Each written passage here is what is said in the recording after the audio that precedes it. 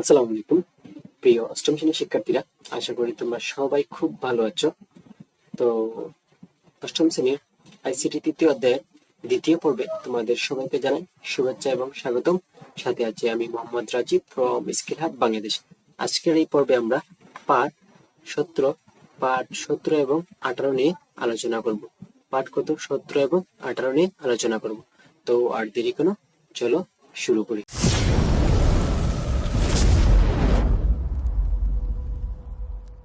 Part 17, computer virus. এখানে দেখা যাচ্ছে একটা কম্পিউটার বা ল্যাপটপ কি ভাইরাস দ্বারা, এই যে ভাইরাস দ্বারা আক্রান্ত হয়েছে, ভাইরাস অ্যালার্ট। ওকে, এই যে আমাদের কম্পিউটারে যদি কোনো ভাইরাস, কোনো সফটওয়্যার ইনস্টল করার পর যদি অন্য সফটওয়্যারে ভাইরাস থাকে, তাহলে আমাদেরকে কি অনেক সময় উইন্ডোজ নিজে থেকে কি অ্যালার্ট দেয় যে ওই ফাইলটি কি বিপজ্জনক, ওকে, বা ভাইরাসে আক্রান্ত। তখন ওই ফাইলটা আমরা সাথে সাথে কি করবো, ডিলিট করে দিব, ওকে, বা আনইনস্টল করে দিব। কম্পিউটার ভাইরাস হলো এক ধরনের ক্ষতিকর সফটওয়্যার বা মালওয়্যার যা পুনরুৎপাদনে সক্ষম এবং এক কম্পিউটার থেকে অন্য কম্পিউটার সংক্রমিত হতে পারে। এই যে এটা হচ্ছে একটা ছোঁয়াচে রোগের মতো। ওকে, ছোঁয়াচে রোগ কি হয়, একজন একজন থেকে আরেকজন হতে পারে। ওকে, আবার পুনরুৎপাদনে সক্ষম ভাইরাস কি, পুনরুৎপাদন বলতে কি, এই যে আমাদের মনে করো এই যে ছোঁয়াচে, তোমার একটা এখানে একটা ফোড়া হয়েছে, তো এখানে কি করবে, তারপর এখানে আর অনেকগুলো কি করতে পারে, উৎপন্ন হতে পারে এরকম। তো ভাইরাস পুনরুৎপাদন ও নিজে নিজে কি উৎপাদন করতে সক্ষম হয় আর কি। তো তারপর কি, অনেকে অনেকে ভুলভাবে ভাইরাস বলতে সব ধরনের মালওয়্যারকে বুঝে থাকে, যদিও অন্যান্য মালওয়্যার যেমন স্পাইওয়্যার বা অ্যাডওয়্যার পুনরুৎপাদনের ক্ষমতা নেই। আচ্ছা, তাহলে পুনরুৎপাদনের ক্ষমতা নাই কার? এই যে স্পাইওয়্যার পুনরুৎপাদন ক্ষমতা নাই। আবার কার? অ্যাডওয়্যারের কি পুনরুৎপাদন ক্ষমতা নাই। কম্পিউটার ভাইরাস কম্পিউটার সিস্টেমের নানা ধরনের ক্ষতি করে থাকে, এটা তো আমরা জানি। এর মধ্যে দৃশ্যমান ক্ষতি যেমন কম্পিউটার গতি কমে যাওয়া, এই যে কম্পিউটার কি গতি কমে যাবে, হ্যাং হয়ে যাবে, ঘন ঘন রিবোট হওয়া ইত্যাদি। তো যদি ভাইরাসে আক্রান্ত হয়, তো ধীরে ধীরে কম্পিউটার কি হবে, গতি কমে যাবে, তারপর হ্যাং হয়ে যাবে, তারপর রিবোট নিবে। তবে বেশিরভাগ ভাইরাসই ব্যবহারকারীর অজান্তে তার সিস্টেমের ক্ষতি করে থাকে, যে আমরা বুঝতে পারি না। ধীরে ধীরে কি করে ক্ষতি করে। কিছু কিছু ভাইরাস সিস্টেমের ক্ষতি করে না, কেবল ব্যবহারকারীর দৃষ্টি আকর্ষণ করে। যেমন সিআইএইচ নামে একটি সাড়া জাগানো ভাইরাস প্রতি বছর 26 এপ্রিল সক্রিয় হয়ে কম্পিউটারের হার্ড ডিস্কে ফরম্যাট করে ফেলতো। বর্তমানে এটা নিষ্ক্রিয় আছে, বর্তমানে এটা নাই। কিন্তু কি একটা অবস্থা, প্রতি বছর কি করতো, তোমার হার্ড ডিস্কে যে তথ্য আছে সব কি করে ফেলতো, ফরম্যাট করে ফেলতো। তোমার হার্ড ডিস্কে কত গুরুত্বপূর্ণ তথ্য থাকতে পারে, তাই না? অবশ্যই থাকতে পারে। আমরা সবকিছু কি করে, আমরা এই যে হার্ড ডিস্কে রাখি। তো কত তার, এটা কত, এই যে 26 এপ্রিল। কি নাম কি? সিআইএইচ। ওকে, সিআইএইচ নামে ভাইরাসের। তো এখন এটা নাই, আমি নিজেও পাই নাই। তারপর হচ্ছে ভাইরাসের ইতিহাস। তো আজকের যে ভাইরাস, এটা কিভাবে আসলো তার ইতিহাস এখন দেখি আমরা কি বলছে।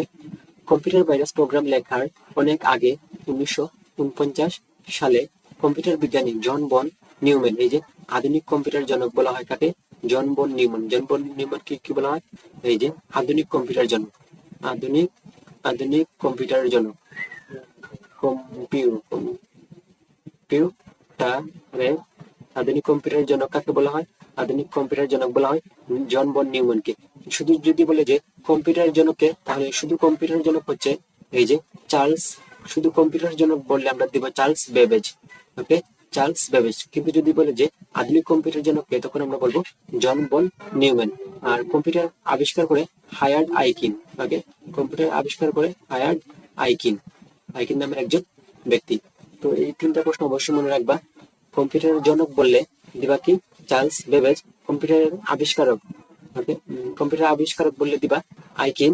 আর যদি আধুনিক কম্পিউটার জনক বলা হয়, তখন জন বন নিউম্যানকে দিবা। বিষয় আলোকপাত করেন তো কত সালে, 1949 সালে। তার স্ব-পুনরুৎপাদিত প্রোগ্রামের ধারণা থেকে ভাইরাস প্রোগ্রামের, তখন সেটিকে ভাইরাস বলা হতো না, আবির্ভাব হয়। পুনরুৎপাদনশীলতার জন্য এই ধরনের কম্পিউটার প্রোগ্রামকে ভাইরাস হিসেবে প্রথম সম্বোধন করেন আমেরিকান কম্পিউটার বিজ্ঞানী ফ্রেডরিক বি কোহেন। তাহলে এই যে প্রথম ভাইরাস, আমেরিকার বিজ্ঞানী নাম কি, Frederick B Cohen. Frederick B Cohen প্রথম কি ভাইরাস নামটা নাম দিয়েছে নাকি, বা উচ্চারণ করে। তো এই যে ফ্রেডরিক বি কোহেন কোন দেশের কম্পিউটার বিজ্ঞানী, আমেরিকার কম্পিউটার বিজ্ঞানী। এটা কিন্তু এমসিকিউ আসতে পারে। জীব জগতে ভাইরাস কোষও দেহে নিজেই পুনরুৎপাদিত হতে পারে। এই যে দেহে ভাইরাস যেমন নিজেই নিজে কি পুনরুৎপাদিত হতে পারে, কম্পিউটারের ভাইরাস গুলো কি একটা থেকে আরেকটা তৈরি হতে পারে, তাই একে ভাইরাস বলা হয়েছে আর কি। ভাইরাস প্রোগ্রামও নিজের কপি তৈরি করতে পারে। 70 দশকেই ইন্টারনেটের আদি অবস্থা আরপানেট, এই যে আরপানেট, ওকে, 70 দশকের যে ইন্টারনেট, এটা হচ্ছে আরপানেট। এক ক্রিপার ভাইরাস নামে একটি ভাইরাস চিহ্নিত করা হয়। কি নাম? এই যে ক্রিপার, ক্রিপার নামে একটি ভাইরাস তৈরি করা হয়। সেই সময় রিপার নামে আরো একটি সফটওয়্যার তৈরি করা হয়, যা ক্রিপার ভাইরাসকে মুছে ফেলতে পারত হচ্ছে। তো ক্রিপার নামের ভাইরাসটাকে মুছে ফেলার জন্য কি ভাইরাস তৈরি করা হলো? রিপার নামে আরেকটা ভাইরাস তৈরি করা হলো।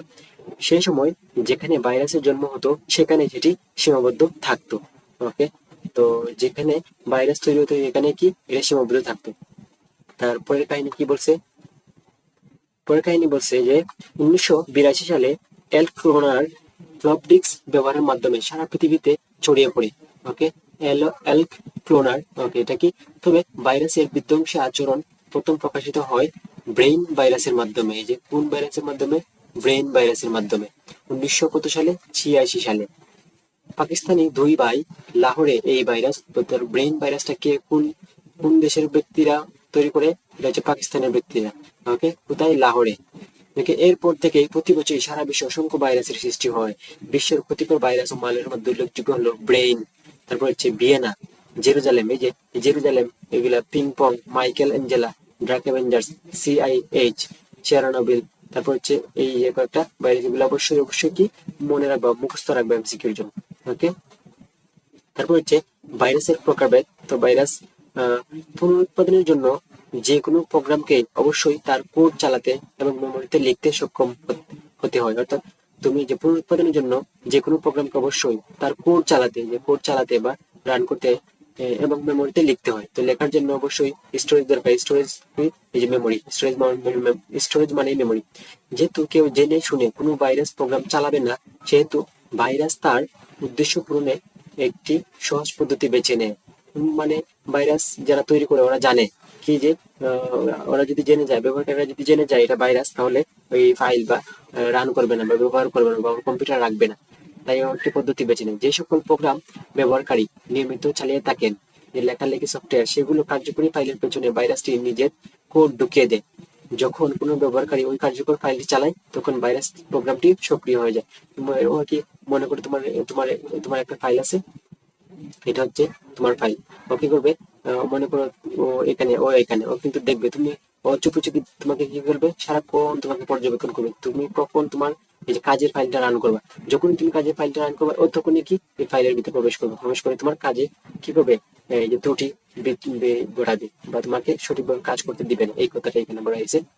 যখন কোনো ব্যবহারকারী ওই কার্যকরী ফাইলটি চালায় তখন ভাইরাস প্রোগ্রামটি সক্রিয় হয়ে যায়। এই যে ভাইরাস প্রোগ্রামটা কি সক্রিয় হয়ে যাবে। কাজের ধরনের ভিত্তিতে ভাইরাসকে দুই ভাগে ভাগ করা যায়। ভাইরাসকে কয় ভাগে ভাগ করা যায়? দুই ভাগে ভাগ করা যায়। কোনো কোনো ভাইরাস সক্রিয় হয়ে ওঠার পর অন্যান্য কোনো কোনো প্রোগ্রামকে আক্রমণ করা যায় সেটি খুঁজে বের করে। অর্থাৎ ও নিজে যখন সক্রিয় হয়ে যায় তখন চিন্তা করে আর কাকে কাকে আক্রমণ করা যায়। ওকে, এই যে আমরা অনেক সময় মুভিতে দেখতাম না, একটা ভূত হলে ওকে করে সবাইকে কামড়াইয়া ঠিক বানাই দেয়, ভূত বানাই দেয়, এরকম আর কি বিষয়টা। তারপর সেগুলোকে সংক্রমণ করে এবং পরিশেষে মূল প্রোগ্রামের কাছে নিয়ন্ত্রণ নিয়ে দিয়ে নিষ্ক্রিয় হয়ে যায়। এগুলোকে বলা হয় অনিবাসী বা ভাইরাস বা নন রেসিডেন্ট ভাইরাস। অন্যদিকে এই যে অনিবাসী ভাইরাস, ওকে, এটাকে কি বলা হয়? অনিবাসী ভাইরাস বলা হয়। অন্যদিকে কোনো কোনো ভাইরাস সক্রিয় হওয়ার পর মেমোরিতে স্থায়ী হয়ে বসে থাকে। তো স্থায়ী হওয়ারকে আমরা কি বলি? রেসিডেন্ট ভাইরাস, তুমি বাসিন্দা। যখনই কোনো প্রোগ্রাম চালু হয় তখনই সেটি সেই প্রোগ্রাম সংক্রমিত করে। এই ধরনের ভাইরাসকে বলা হয় নিবাসী প্রোগ্রাম। অর্থাৎ যে কি করবে?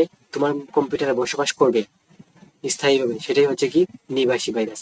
আর যে কি করবে?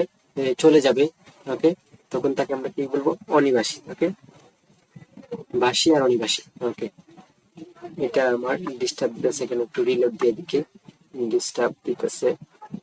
ওকে, তারপর হচ্ছে এই যে মালওয়্যার নিষ্কৃত পাওয়ার উপায়। তো মালওয়্যার কিভাবে আমরা নিষ্কৃত করতে পারি তার কিছু উপায়। বিশেষ ধরনের কম্পিউটার প্রোগ্রাম ব্যবহার করে ভাইরাস, ওয়ার্ম কিংবা ট্রোজান হর্স ইত্যাদি থেকে নিষ্কৃতি পাওয়া যায়। এগুলোকে বলা হয় অ্যান্টিভাইরাস। যে ভাইরাস প্রতিরোধ করার জন্য আমরা কি ব্যবহার করে থাকি? অ্যান্টিভাইরাস ইউজ করে থাকি বা অ্যান্টি মালওয়্যার সফটওয়্যার ইউজ করে থাকি। বেশিরভাগ অ্যান্টিভাইরাস সফটওয়্যার বিভিন্ন মালওয়্যারের বিরুদ্ধে কার্যকরী হলেও প্রথম থেকে অ্যান্টিভাইরাস সফটওয়্যার নামে পরিচিত ছিল।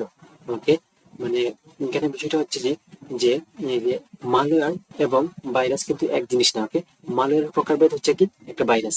তো এটাই এখানে বলা হয়েছে যে কি বলা হয়েছে, বেশিরভাগ অ্যান্টিভাইরাস সফটওয়্যার বিভিন্ন মালওয়্যারের বিরুদ্ধে কার্যকরী হলেও প্রথম থেকে অ্যান্টিভাইরাস সফটওয়্যার নামে পরিচিত।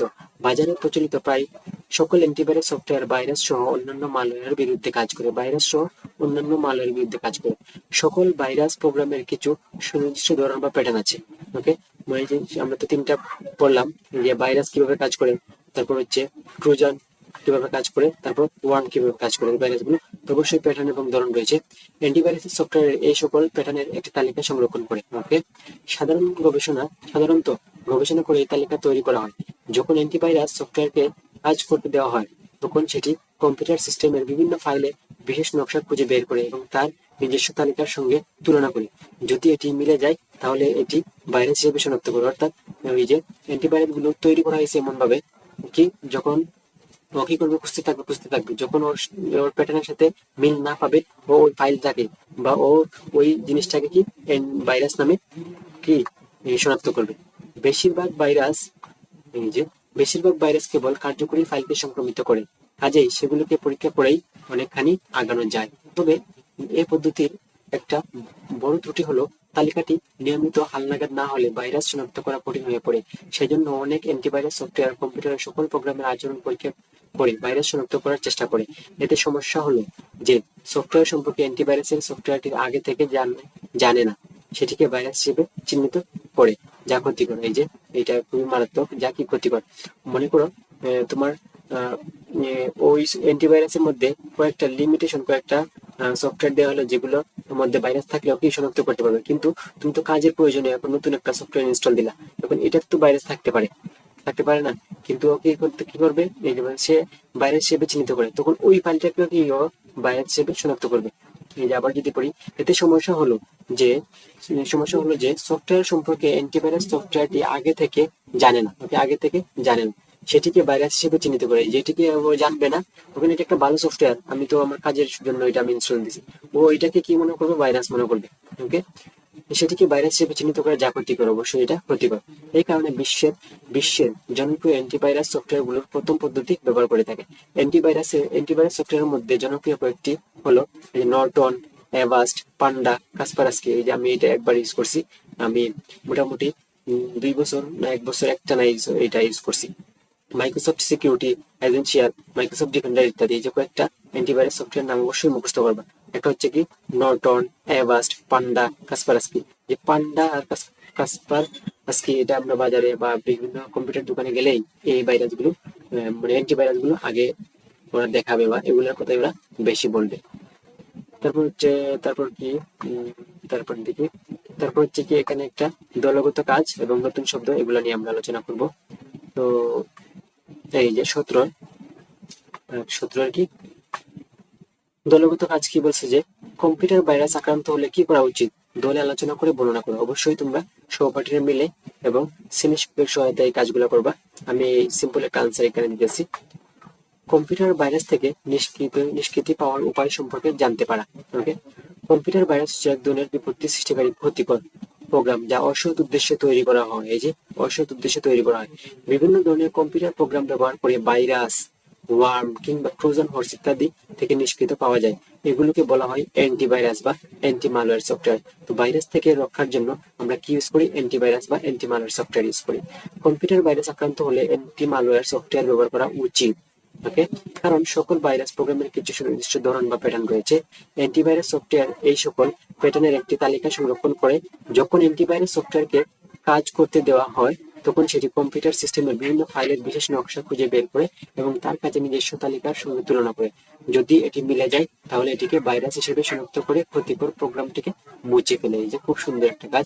তবে এই ধরনের কাজের সুবিধার জন্য অ্যান্টিভাইরাস প্রোগ্রামটিকে নিয়মিত হালনাগাদ করতে হয়, যে আপডেট করতে হয়। কি এরূপ কয়েকটি অ্যান্টিভাইরাস প্রোগ্রামের নাম হলো এই যে নর্টন, অ্যাভাস্ট, পান্ডা, কাসপারস্কি, মাইক্রোসফট সিকিউরিটিজ, তারপর হচ্ছে এজেন্সিয়াল ইত্যাদি। তো আশা করি কম্পিউটার ভাইরাস থেকে নিষ্কৃতির কিভাবে উপায় বা কম্পিউটার ভাইরাস থেকে কিভাবে রক্ষা পাইবা তার দলগত কাজটা তোমরা বুঝতে পেরেছো।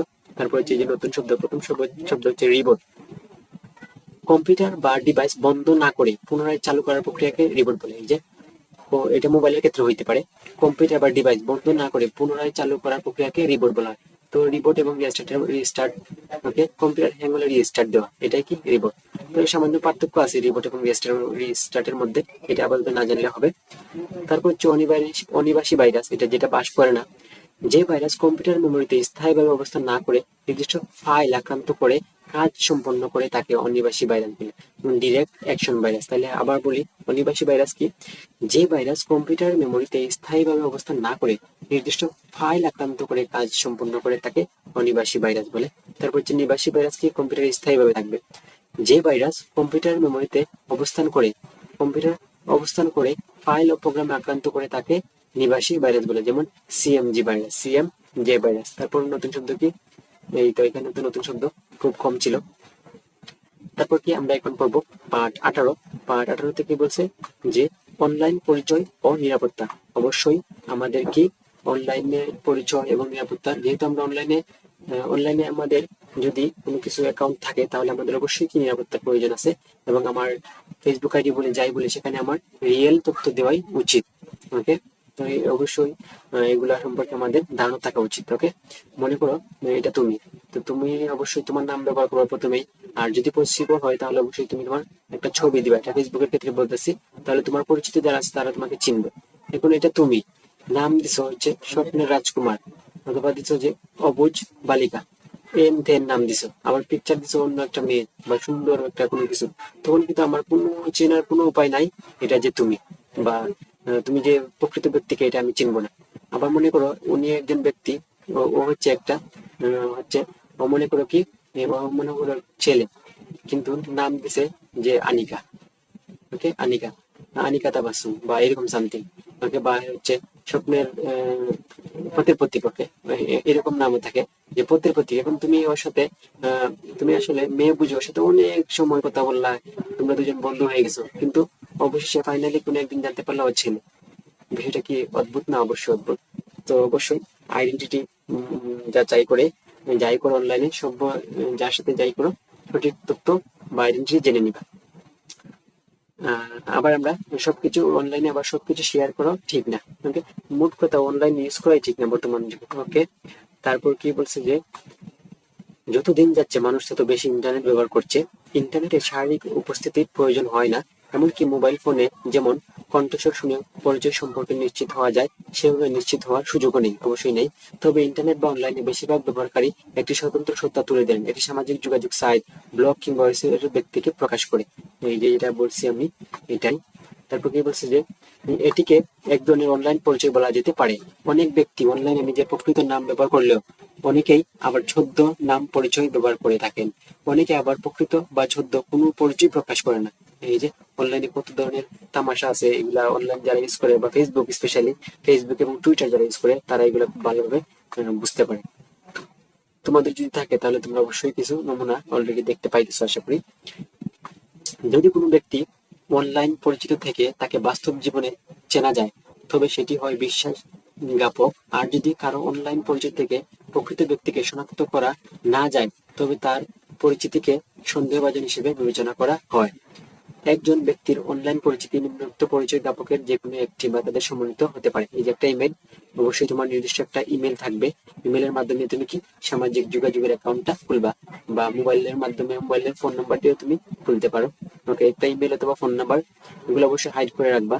সামাজিক যোগাযোগের সাইটে তার প্রোফাইলের নাম, অবশ্যই তোমার সুন্দর নাম, যে তোমার একটা তো সুন্দর নাম আছে, পিকচার দেওয়া না দেও, তোমার সুন্দর নামটা কি দিবা, এই যে সামাজিক যোগাযোগ মাধ্যমে কি করবা, ইউজ করবা। আর একটা ইমেল। ওকে, তোমার সুন্দর নামটা তুমি এই যে সুন্দর নামটাই দিবা। এই যে দিবা না অবুঝ বালিকা, এইগুলা দিবা না। তারপর হচ্ছে স্বপ্নের রাজকন্যা, স্বপ্নের রাজকুমার, এগুলা দেওয়ার কোনো দরকার নাই যদি ফেসবুক ইউজ করো আর কি। না ইউজ করলে তো ভালো। যেভাবে এই পরিচয় প্রকাশ করা হোক না কেন, একজন ব্যবহারকারীকে তার পরিচয় সংরক্ষণের জন্য সর্বদা সচেষ্ট থাকতে হবে। তোমার পরিচয় তোমাকে কি গোপন রাখতে হবে আর কি, অর্থাৎ সংরক্ষণ আর কি। মনে করো তুমি একটা পাসওয়ার্ড দিলা, এই যে ফেসবুকে লগ ইন করতে হলে কি প্রয়োজন হয়, একটা ইমেলের প্রয়োজন হয় অথবা নাম্বারের প্রয়োজন হয়, অবশ্যই পাসওয়ার্ডের প্রয়োজন হয়। এগুলো অবশ্যই তুমি কি করবা, সংরক্ষণ করে রাখবা যাতে চুরি না হয়ে যায়। এবং পাসওয়ার্ড গুলো অবশ্যই একটু শক্ত পাসওয়ার্ড দিবা, হার্ড পাসওয়ার্ড দিবা। তো পাসওয়ার্ড নিয়ে আমরা একটু পড়াশোনা করবো একটু পরেই। ইন্টারনেটে নিজের পরিচিতি সংরক্ষণ করার জন্য যে সকল মাধ্যমের কথা উল্লেখিত হয়েছে সেগুলো ব্যবহারের সময় তাই সচেষ্ট থাকতে হয়। ইমেল কিংবা ফেসবুকে নিজের অ্যাকাউন্ট যেন অন্য ব্যবহার করতে না পারে সেজন্য সতর্ক থাকা প্রয়োজন। এক্ষেত্রে প্রত্যেক সাইটের ঢোকার ক্ষেত্রে যে পাসওয়ার্ডটি ব্যবহার করা হয় সেটির গোপনীয়তা রক্ষা করা জরুরি। পাসওয়ার্ডের গোপনীয়তা রক্ষা করার জন্য কয়েকটি টিপস বা কৌশল এখানে দেওয়া হলো। তো পাসওয়ার্ড কিভাবে গোপন রাখবো বা সংরক্ষণ করবা, এই যে এগুলা পারলে কি করবা, মুখস্থ করে ফেলবা। 2 মার্ক বা তোমাদের সংক্ষিপ্ত প্রশ্নের জন্য এগুলা খুবই খুবই কাজে দিবে। যে পাসওয়ার্ড কি কি দেওয়া হচ্ছে বলতো, কি বলতো প্রথমটা, সংক্ষিপ্ত পাসওয়ার্ডের পরিবর্তে দীর্ঘ পাসওয়ার্ড ইউজ করবা। এই যে সংক্ষিপ্ত পাসওয়ার্ড কি করা যাবে না, ব্যবহার করা যাবে না, দীর্ঘ পাসওয়ার্ড ব্যবহার করবা। প্রয়োজনে এমনকি কোনো প্রিয় বাক্য ব্যবহার করা যেতে পারে। 1 2 3 4 5 6 ABCDEF কিউডব্লিউআরটি, এটা তো কিবোর্ড, এগুলা ইত্যাদি পাসওয়ার্ড হিসেবে ব্যবহার করা উচিত নয়। এগুলা কি বলবে, এই যে হ্যাকাররা গ্যাস করে ফেলবে, এগুলা কি হ্যাকাররা কি করবে, গ্যাস করে ফেলবে, তাই এগুলা ইউজ করা যাবে না। এই যে অনেকে পাসওয়ার্ড কি ইউজ করে, আবার পাসওয়ার্ড কি, ওর পাসওয়ার্ড কি দে, পাসওয়ার্ড দেয়। তুমি হ্যাকাররা এগুলো জানে, তুমি কি দিতে পারো, পাসওয়ার্ড, তোমার পাসওয়ার্ড দিতে পারো।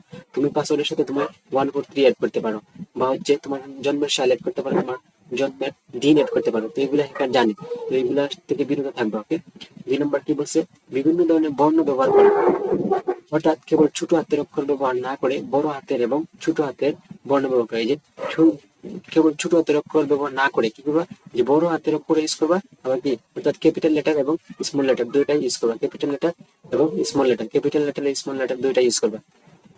শক্তিশালী পাসওয়ার্ড ব্যবহার করা, অর্থাৎ শব্দ, এই যে একটা পাসওয়ার্ডে কি রাখবা, একটা শব্দ রাখবা, বাক্য রাখবা, সংখ্যা এবং প্রতীকের সমন্বয়ে। এই যে দেখো, এই পাসওয়ার্ড যদি দেও তুমি, তোমার হ্যাকার কি, হ্যাকারের বাপ বাবা বাবা কি, এই যে তোমার ওয়েবসাইট বা তোমার সামাজিক যোগাযোগ অ্যাকাউন্ট কি করতে পারবে না, হ্যাক করতে পারবে না। অবশ্যই এরকম কঠিন পাসওয়ার্ড দেওয়ার চেষ্টা করবে।